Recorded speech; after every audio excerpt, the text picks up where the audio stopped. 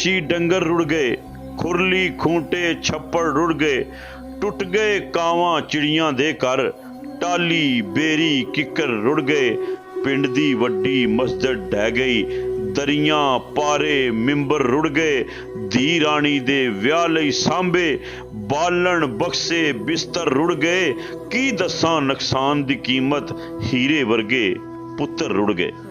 तमाम तारीफें उस खालिक़े कायनात के लिए जो इंसानों को नेकी की तौफीक अता करता है।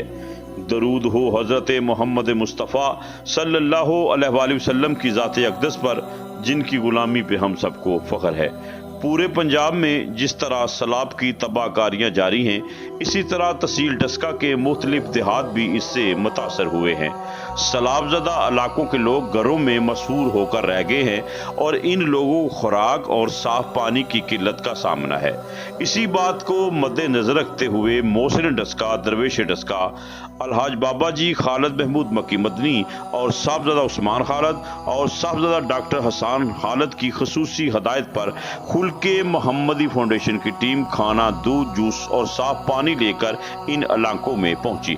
कश्तियों के जरिए सैलाब से मुतासर देहातों में जाकर लोगों की दहलीज पर यह खुर्दोनोश का सामान पहुंचाया गया।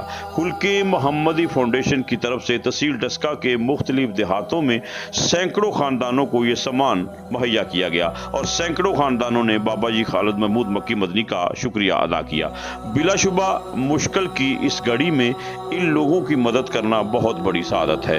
अल्लाह ताला से दुआ है कि अल्लाह ताला ये खिदमत अपने दरबार में कबूल फरमाए और अलहाज बाबा जी खालिद महमूद मक्की मदनी और आपके साहबजादों और आपकी पूरी टीम की खैर फरमाए और अल्लाह ताला इस मुल्क को हर किस्म की आफत से महफूज फरमाए।